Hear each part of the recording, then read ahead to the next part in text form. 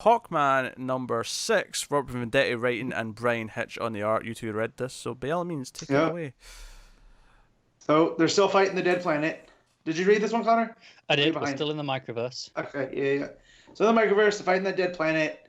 Hawkman knows though that there's some nth metal somewhere because for him to be called down there, it has to be. Yeah. So Ray had done this trick where he had grew himself, but that's because they're in the microverse, and it's basically just about perspective.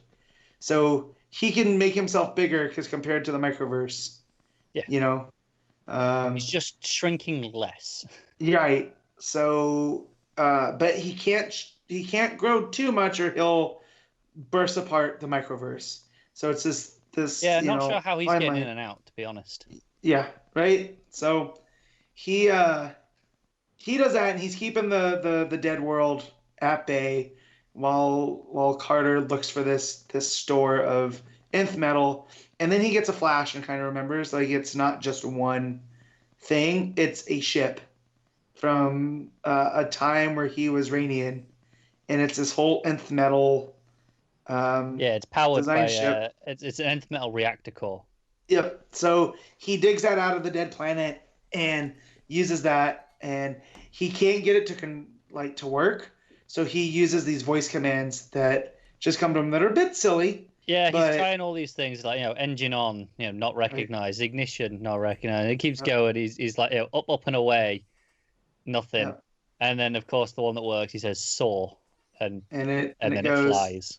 Yeah. So him and Ray end up out and kind of put it together. That was from the time that he was Iranian, and that his time is linear, but not as we think of it. So for him to go through and put all these in different periods and in different places, it was to keep the Deathbringers off his trail. And the reason they work out that the ship at least was modified when he was Iranian is because it has a Zeta drive on it. Right. So that's how they get out of there. They just boom out. Right. And it's kind of cool. Yep. So it's a lot of fun sciencey stuff, and then we get like the Deathbringers are now, because of this ship, and because of his exploits in the last 5 issues, they're kind of on to Carter Hall. Yeah, because we get a glimpse of one of them, where are you, great betrayer? Perhaps Earth. It's been too long since the Deathbringers demanded tribute of that rock. It's like no matter how long or far Qatar, just KTAR, I will find you. I await our reunion, old friend. And it's kind of implying that maybe he was one of these.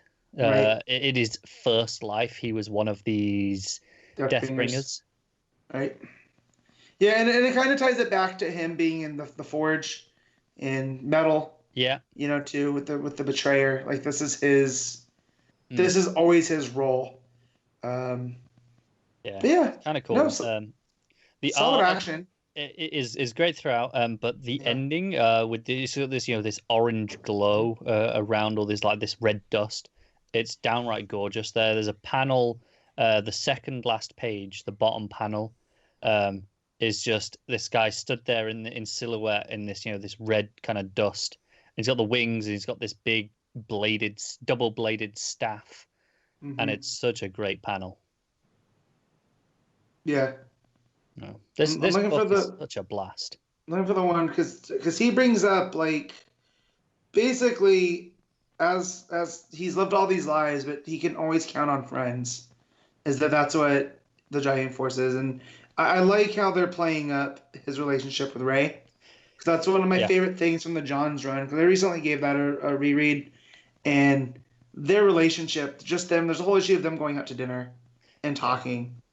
And I like how they're playing that up here. And even with him showing up in Superman, I'm liking that Ray Palmer's getting a little bit more of a spotlight after being gone for so long. I've just remembered, I have to critique some of the worst dialogue comes at the end of this issue. Yeah. So Carter says to Ray, it's like, hey, I don't know where I'm going next, but hey, these Deathbringers are coming. I could use a wingman. And Ray goes, I wish I could, but, microverse, can't really leave it unprotected. And then, like, literally 2 panels later, he goes, well, if you need me, you know where to find me. And he's like, he just said he needed you. Right. Like, what the hell? Yeah. But that it's out of there. That's where I finally found the page where he says, when someone is your true friend, they become a part of you, and it's never easy to say farewell. So I like that they're playing that up. But yeah, had a little bit better dialogue there. Yeah, I mean, don't go, oh, hey, can you come and help me out? Not really, not right now. But if you need me, you know where I am. I'm like, Yep. well, it's not very helpful, is it? Nope. And the next issue is teasing an origin, so I'm sure we'll get the Deathbringer stuff there. Yes.